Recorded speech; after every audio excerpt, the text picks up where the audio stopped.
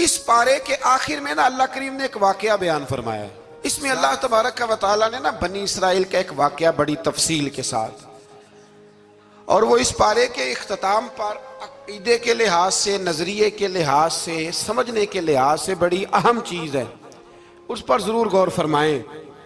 वो ये हुआ कि बनी इसराइल के अंदर हमेशा ऐसे होता था कि अल्लाह तबारक व तआला एक पैगंबर और एक बादशाह, बनी इसराइल के अंदर हमेशा नबी और बादशाह मौजूद रहते थे। एक वक्त ऐसा आया कि बनी इसराइल में कोई नबी नहीं थे, और बनी इसराइल का जो अपना इलाका था ना वो मुल्क शाम है। तो कौम में अमाल का एक कौम थी और बड़े सख्त गिर लोग थे। उन्होंने बनी इसराइल वालों के साथ लड़ाई की, जिहाद किया और इन्हें इनके इलाके से निकाल दिया। और कुछ हज़रत यूसुफ अलैहिस्सलाम के ज़माने में वैसे भी एक बहुत बड़ी तादाद जाके मिस्र में आबाद हो गई थी। अब ये हुआ कि इनके पास कोई बादशाह नहीं है, ये बार बार दुआ करते हैं, इल्तिजा करते हैं। तो अल्लाह ताला ने एक पैगंबर इन्हें अता किए जिनके मुख्तलिफ नाम किताबों में हैं। सदरुल फाज़िल रहमतुल्लाह अलैह ने तफसीर ख़ज़ाइनुल इरफ़ान के अंदर उनका नाम हज़रत शमवील अलैहिस्सलाम लिखा है। हज़रत शमवील अलैहिस्सलाम को अल्लाह ताला ने नबुव्वत अता फरमाई, और जब हज़रत शमवील अलैहिस्सलाम अल्लाह के नबी हुए, बनी इसराइल वालों को यकीन आया कि अल्लाह ने अल्हम्दुलिल्लाह हमें एक नबी के झंडे तले जमा कर दिया है, तो फिर उन्होंने कहा कि आप हमारे सामने एक बादशाह भी मुकर्रर करें ताकि हम उसकी सरपरस्ती में जिहाद करें। जब इन्होंने ये बात की तो अल्लाह तबारक व तआला ने हज़रत शमवील अलैहिस्सलाम के ज़िम्मे लगाया। तो एक उस ज़माने में अल्लाह के नेक बंदे थे, जनाब तालूत अलैहिस्सलाम उनका नाम था। तो हज़रत शमवील अलैहिस्सलाम ने उन्हें कहा कि अल्लाह करीम ने ना तुम्हारा बादशाह तालूत को बनाया है। उनका नाम भी कुरान मजीद ने जिक्र फरमाया है। तो बनी इसराइल के लोग कहने लगे ये तो गरीब आदमी है, वो बकरियां चराया करते थे, लेकिन इल्म में बड़े पुख्ता थे, वजूद में बड़े ताकतवर थे। तो कहा कि ये तो गरीब आदमी है, तो हम तो ज़्यादा हक रखते थे कि हमें बादशाह बनाया जाए। तो हज़रत तालूत अलैहिस्सलाम के बादशाह बनने के बाद हज़रत शमील अलैहिस्सलाम ने जो बात की, अल्लाह करीम ने उसे कुरान मजीद में बयान फरमाया। रब फरमाता है बस्ततन फिल इल्म वल जिस्म, इसे इसलिए तुम्हारा बादशाह बनाया गया है कि इसे हमने कुशादगी दी है, इल्म में भी और जिस्म में भी। बड़े माशाल्लाह मोटे ताज़े थे, वजूद बड़ा ताकतवर था। कुछ मोटे ताज़े होते हैं पर ताकतवर नहीं होते, मोटे ताज़े भी थे और ताकतवर भी थे। फरमाया कि वजूद में भी ताकत है और इल्म में भी अल्लाह ने इन्हें वुस्अत अता फरमाई। तो बनी इसराइल वाले कहने लगे जी नहीं जी, कोई बंदा और आ जाए, ये हमारा बहुत बड़ा मसला है ना जी।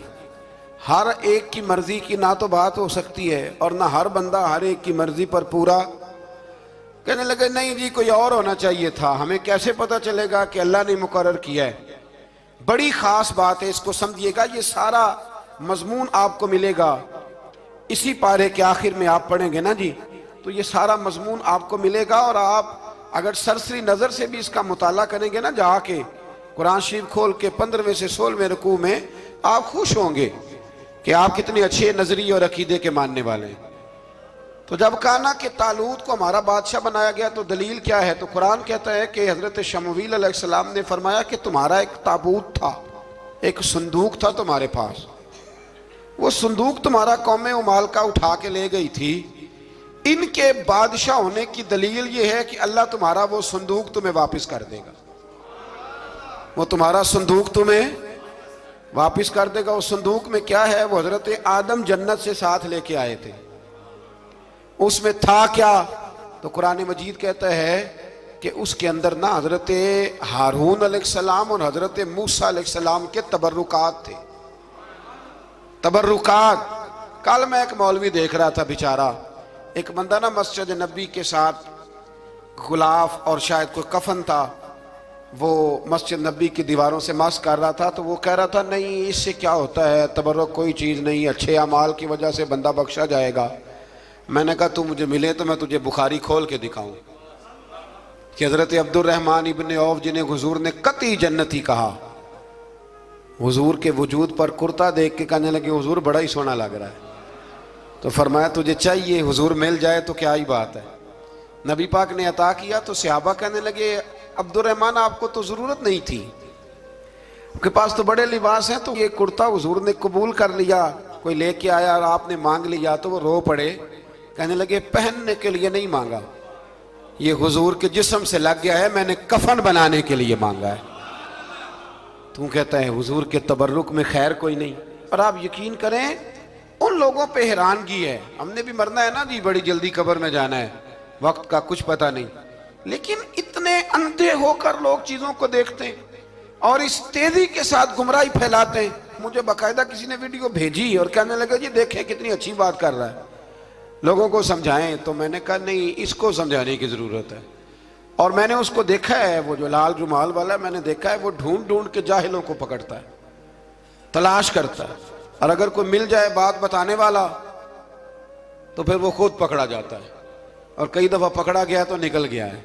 अल्लाह ताला हमें समझने की तौफीक, हम सियाने हो जाए तो ये दूर दूर तक नजर नहीं आएंगे इंशाअल्लाह।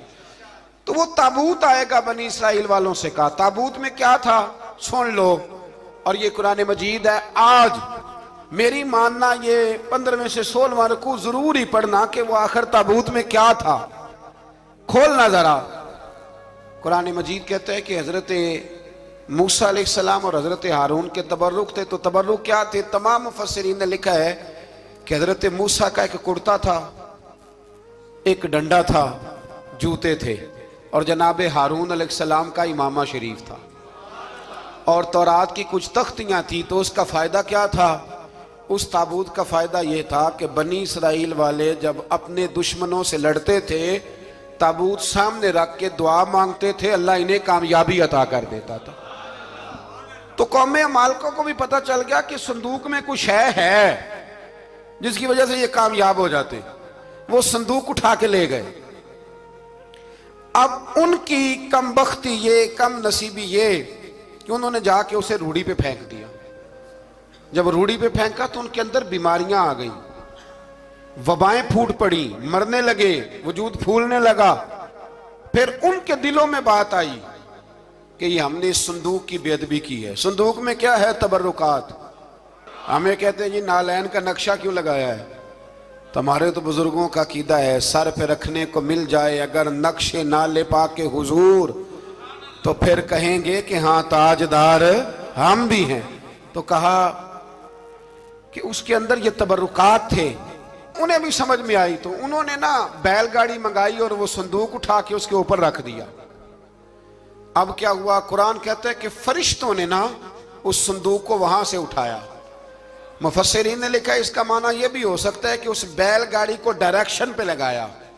उधर से हजरत शमूएल अलैहिस्सलाम ने जनाब तालूत को बादशाह बना दिया और इधर से वो संदूक चल पड़ा।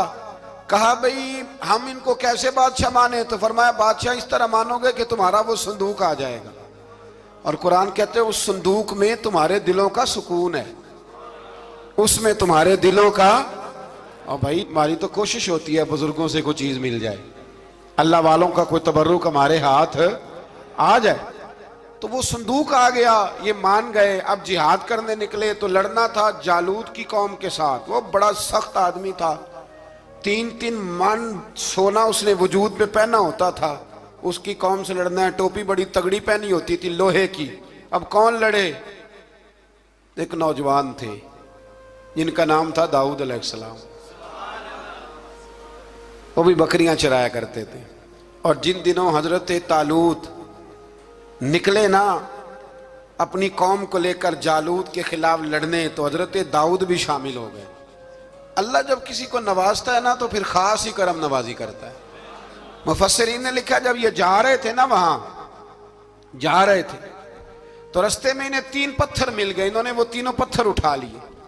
उस जमाने में पत्थर फेंकने के लिए छोटी छोटी लोगों के पास चीजें हुआ करती थी, उसको कोफन भी लोग कहते थे, मंजनीक, उसको सामने रख के फिर बनाई गई।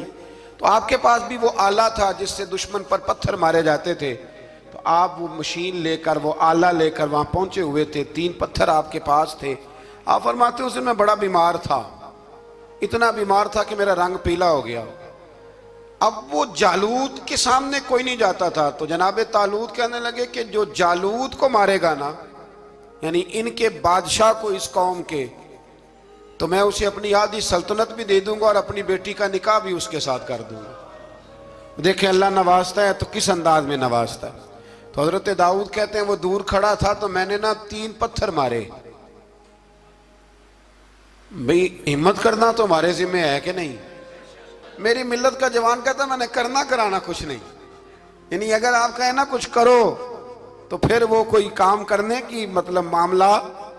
वो मुझे कल एक संगी कह रहे थे, कहने लगे जी अल्लाह के फजल से कुछ भी नहीं करना पड़ा, मुर्शद ने नजर कर दी। मैं क्या मैनू मिलनगे तो मैं उन्होंने समझावांगा कि कुछ करा के नजर करया करो, क्योंकि मेरे वो दोस्त हैं, मैं उन्हें जानता हूँ। नजर में बड़ा कुछ होता है, लेकिन अल्लाह भी तो बंदे पे बड़ी नजर रहमत करता है ना। लेकिन कहता है 5 नमाजें पढ़, रमजान के रोजे रख, ज़कात फर्ज हो तो अदा कर, ये सारे काम कर, सच बोल, दयानतदारी कर, फिर मैं अपने फजल से तुझे जन्नत अता करूँ। तो ये जो रवैया हमने बनाया ये दुरुस्त नहीं। तो फरमाते हैं 3 पत्थर मैंने मारे, अल्लाह ने इतना फजल किया कि वो भी मर गया, और उससे छू के मेरे पत्थर आगे बढ़े तो उसकी फौज के 30 आदमी भी मर गए। 3 पत्थरों से 31 बंदे अल्लाह ने मार दिए। फरमाते इसलिए कि हाथ मेरे थे और ताकतें मेरे रब करीम की थी। तो हजरत दाऊद अलैहिस्सलाम के हिस्से में जनाब तालूत की साहिबजादी भी आई, आधी सल्तनत भी आई। काफी साल हजरत तालूत हयात रहे, फिर उनका विसाल हो गया, तो सारी सल्तनत हजरत दाऊद को मिली, और फिर अल्लाह तबारक व तआला ने उन्हें नबूवत भी अता फरमाई। ये दुनिया में वाहिद पैगंबर हैं जो बैक वक्त नबी भी थे और बादशाह भी थे। और फिर अल्लाह ने फजल फरमाया, इन्होंने बड़ी बड़ी फतूहात की। और फिर हजरत दाऊद के साहिबजादे का नाम हजरत सुलेमान अलैहिस्सलाम, फिर उनके साहिबजादे का नाम हजरत। तो ये हुआ कैसे? ये सारा कुछ अल्लाह तबारक व तआला के फजल से हुआ, उसके करम से हुआ। अब इस वाक़या से हमें क्या पता चलता है? हमें यह पता चलता है कि रब जब फजल फरमाए ना किसी पे भी, तो हमें उस बंदे को देख के राजी होना चाहिए, कोई शिकवा नहीं करना चाहिए। और दूसरी बात ये समझ लेना चाहिए कि हुकूमतें, माल, दौलत ये सिर्फ सियासतों से नहीं मिलती, ये खुदा के फजल से मिलती है। और ये भी समझ लेना चाहिए कि जो बुजुर्गों के तबरुकात होते हैं उनकी क्या ही बात होती है। चंद बातें ऐसी थी कि मेरा दिल करता था उनको दोहराया जाए और ख़ास करके उन बातों पर तवज्जो की जाए। यहाँ ना अल्लाह तबारक व तआला ने उन बातों में से एक बात का जिक्र फरमाया है। यहाँ 207 नंबर जो आयत है ना इसी पारे की, उसमें अल्लाह करीम ने फरमाया कुछ लोग ऐसे हैं जो अपनी जानें ही अल्लाह के हवाले कर देते, जिंदगी का मकसद दीन होता है, लुटा देते। ये नाजिल कब हुई? यह आयत मुबारक हजरत सुहैब रूमी के बारे में नाजिल हुई। हजरत सुहैब रूमी रदी अल्लाह तआला अन्हु बड़े मालदार थे। मक्के से जब चले ना तो सारा माल मक्के में छोड़ दिया, इसलिए कि अल्लाह के रसूल मदीने चले गए। फरमाते हैं फिर मैंने मालो दौलत की परवाह नहीं की, फिर मैंने ये सोचा कि मैंने अपने हबीब के पास जाना है। सारा माल एक जगह पे दबाया और फरमाते हैं मैं मदीना तय्यबा के लिए जब निकला तो कुफार ने, कुरैश मक्का ने रोका, हम नहीं जाने देंगे।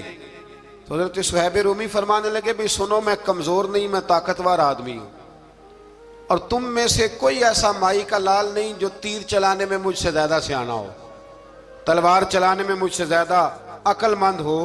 जाना मदीने मैंने है। अब यह है कि तुम बताओ मेरे साथ तीरों तलवारों से लड़ोगे या मैं तुम्हें एक सौदा बताऊं वो सौदा करोगे? कुरैश कहने लगे सौदा क्या है? कहने लगे मेरा बड़ा माल है, मैं मक्के में दफन करके आया हूं, तुम मुझे मदीने जाने दो, मैं तुम्हें सारे माल का पता बता देता हूं। हजारों लाखों में था माल तिजारत। देखें जब सहाबा मदीने जाते थे तो कितनी कीमत दे के जाया करते थे। तुम मुझे जाने दो, मैं तुम्हें वहां का पता बताता हूं। उन्होंने कहा जी बात ठीक है, आप पता बता दे। हज़रत सुहैब ने सारी जिंदगी की जमा पूंजी हजारों लाखों में सारी दे दी और मदीने के लिए तैयार हो गए। अल्लाह करीम ने इस बात को बड़ा ही पसंद फरमाया और फरमाया व मिनन नासी मन यशरी नफ्सहु इब्तिगा मरदातिल्लाह। फरमाया कुछ लोग ऐसे हैं जो अपनी जानें ही बेच देते हैं अल्लाह की रज़ा हासिल करने के लिए, अपनी जानें बेच देते हैं। नफ्सहु इब्तिगाअ मरदातिल्लाह, अल्लाह की रज़ा हासिल करने के लिए अपनी जानों को बेच देते हैं। तो फरमाया फिर अल्लाह क्या करता है? फरमाया वल्लाहु रऊफुम बिल इबाद, फिर अल्लाह भी अपने बंदों पर बड़ा ही रहम फरमाने वाला है। जब ये सारा माल दे के मदीने पहुंचे ना, तो इनके इस्तकबाल के लिए जनाब उमर पहले से मौजूद थे। हजरत उमर रिसीव करके नबी करीम की बारगाह में ले गए तो फरमाते हैं हुजूर ने मुझे देखते ही फरमाया, सुहेब जिंदगी में तुमने बड़ी तिजारतें की होंगी, पर ये जो तूने सौदा किया है ना, ये बड़ा ही नफे वाला किया है। ये जो सौदा फरमाया ये तूने बड़ा, तो दीन के लिए जब आप कोई काम करते हैं तो ये सौदा बड़ा नफे वाला। एक मजमून और यहां है 216 नंबर आयत में, वो भी बड़ा ही समझने वाला है। अल्लाह करीम ने जब जिहाद फर्ज किया ना, तो फरमाया कुतिबा अलैकुमुल किताल, हमने तुम पर कत्ल करना, किताल करना फर्ज किया है। फरमाया हो सकता है तुम्हें ये कराहत महसूस हो, मुश्किल लगे, बुरा लगे। एक बात जो आज की नसीहत है और मज़ामीने कुरान जो हम सीख रहे हैं, उसके अंदर से हमें ये ख़ास चीज़ है जिसको समझना चाहिए।